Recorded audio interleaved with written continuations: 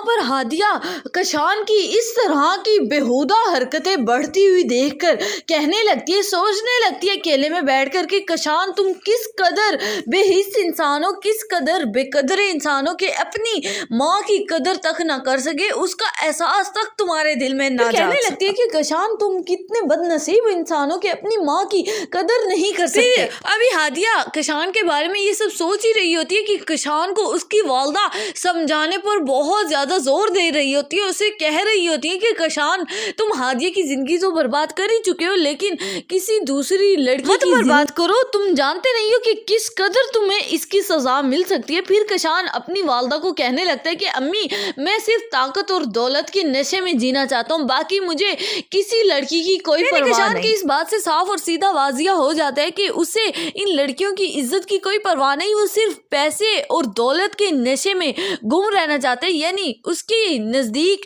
पैसा ही सब पैसा हासिल करने के लिए ना किसी लड़की की इज्जत देखते हैं ना उसके वालिदैन की, सिर्फ और सिर्फ महज पैसा हासिल करने में अपना दिन रात एक किया हुआ है। दूसरी तरफ जैसे ही सरासा बतूल और साहिल की शादी का फैसला कर लेते हैं तो साहिल आकर अपने मामू से बातचीत करने लगते हैं, कहने लगता है कि मामू आप ये फैसला बिल्कुल भी ठीक नहीं ले रहे। फिर सरासा कहने लगते हैं कि तुम्हें इस बात की क्या खबर, क्या मालूम कि क्या फैसला लेना है, फैसला नहीं करना, मैं जो फैसला कर रहा हूँ बहुत सोच समझ कर और बिल्कुल ठीक फैसला ले रहा हूँ। फिर साहिल कहने लगता है कि मामू जब बतूल इस रिश्ते में राजी नहीं है, ऐसा फैसला एक्सेप्ट नहीं करना चाहती, तो फिर ये सब जबरदस्ती का फैसला क्यों कर रहे हैं आप? साहिल की ये बात सुनते ही सराज साहब भी एकदम से सोच में पड़ जाते हैं और सोचने लगते हैं कि शायद बतूल के राजी ना होने की वजह से मैं फिर जबरदस्ती फैसला कर लूं और ऐसा ना हो कि फिर से बतूल की जिंदगी बर्बाद कर बैठूं, क्योंकि इन रिश्तों में बेटियों का खुश होना और उनकी मर्जी का लाजिम होना भी बहुत जरूरी है। सो व्यूअर्स आपका क्या ख्याल है कि क्या